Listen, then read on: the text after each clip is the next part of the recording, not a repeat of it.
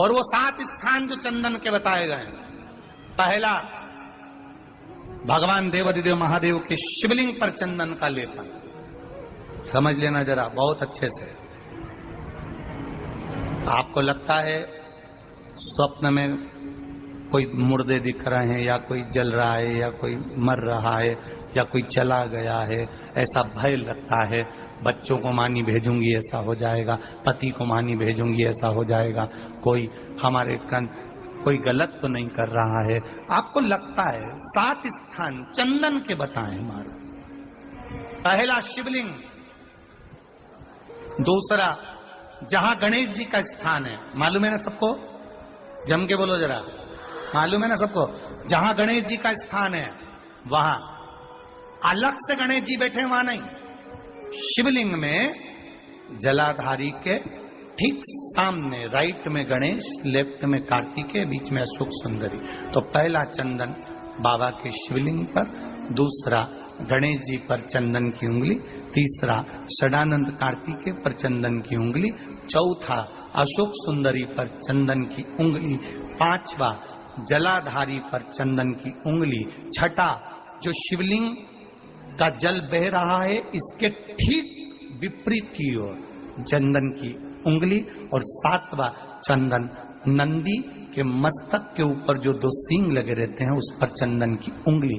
ये कब लगाई जाती है?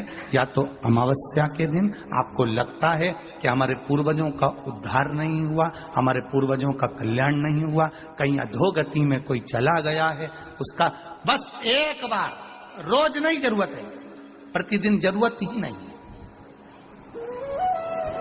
महीने में एक बार अगर अमावस्या के दिन भी आपने चंदन के थोड़ा सा चंदन अगर मेरे देवाधिदेव महादेव को 7 स्थान पर समर्पित किया है।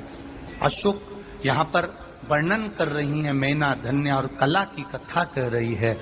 तीनों ने सनकादि ऋषियों से मांगा। चंदन भगवान को अति प्रिय होता है, और चंदन ही एक ऐसा होता है जो पितरों को भी प्रिय होता है, जिसका स्पर्श मात्र लगने से पूर्वजों का कल्याण हो जाता है, वो चंदन का। आपके घर में पितृदोष है, आपको ऐसा महसूस होता है, आपको लगता है, तो किसी भी नवरात्रि के पहले जो अमावस्या पड़ती है, मान लो अपन अमावस्या पड़ी, आप अंदाजा लगाइए, तो जिस दिन अमावस्या रहे उस दिन चावल की कटोरी में एक कपूर का टुकड़ा रख दीजिए महाराज, छोटा सा, और कपूर का टुकड़ा रखकर उस कपूर को दरवाजे के बाहर कटोरी में ही, चावल रखी हुई कटोरी में ही उसको पितरों का स्मरण कर कर जला दीजिए।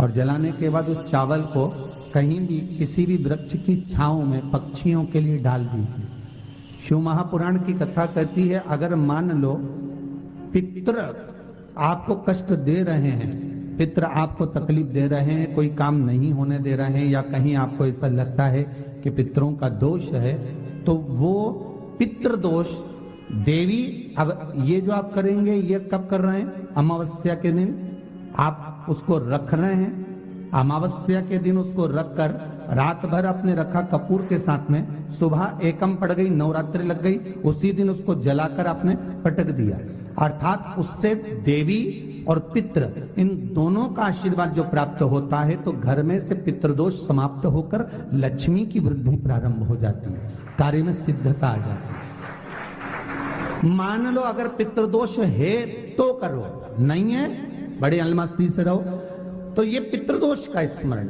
तो यहाँ शास्त्र कह रहा है कि पितरों का जो लोक होता है, पितर जो लोक होता है, उस पितृलोक में 64 योगिनियां प्रवेश नहीं करती। शिव महापुराण कह रही है, पारिजात के फूल से करी जाती है। अब उस पुष्प को चढ़ाने का एक तरीका है, जरा ध्यान दीजिएगा। पंच पुष्प शिव महापुराण की कथा आप लोग सुनने के लिए बैठे हो, बड़ी आस लगाकर बैठे हो, उसको समझिए। पारिजात का जो फूल शिव जी को चढ़ता है, भगवान देवाधिदेव महादेव को चढ़ता है, जैसे ये शिवलिंग है, मान लो ये शंकर भगवान का शिवलिंग है, ये जलाधारी है, ये जल नीचे गिरने का स्थान। आप लोगों ने पहले कथा सुनी है ना सबने, आपको सबको मालूम होगा, राइट में गणेश जी का स्थान, लेफ्ट में कार्तिकेय का स्थान, बीच में अशोक सुंदरी की जगह। जहां पर यह शिवलिंग रखा है वो माता पार्वती जी का हस्त कमल, शिवलिंग के रूप में, शंकर भगवान के रूप में यह शिवलिंग है। ऊपर से जो एक एक बूंद जलाधारी नीचे गिरती है वो शंकर भगवान की 5 लड़कियां, जया, विषहरा, शामली बारी, दौतली और देव, ये शंकर जी की 5 बेटियां हैं।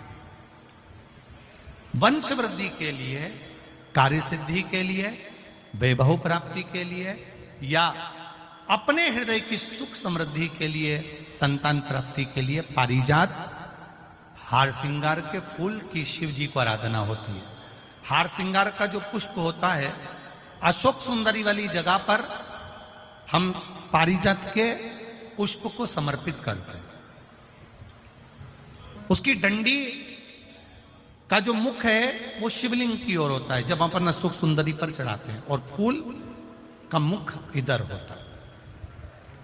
वापिस उसी पारिजात के पुष्प को उठाकर हम माता पार्वती जी के हस्त कमल पर, जो गोल हस्त कमल है, वहां समर्पित करते हैं। उस जगह पर माता पार्वती जी की ओर से जो पुष्प समर्पित किया जाता है उसकी डंडी पारिजात की हमारी ओर होती है, पुष्प का मुख महादेव की ओर होता है। तीसरी जगह जब हम पारिजात के पुष्प को अशोक सुंदरी पे से उठाकर जगत जननी के हस्त कमल पर रखते हैं, हस्त कमल पे से उठाकर देवादिदेव महादेव के शिवलिंग पर रखते हैं, उस समय पर पारिजात के पुष्प की डंडी शिवलिंग के ऊपर होती है और फूल का मुख अपनी ओर होता है। इस जगह पर पारिजात के पुष्प की डंडी के केसर से ही महादेव को त्रिपुंड लगाया जाता है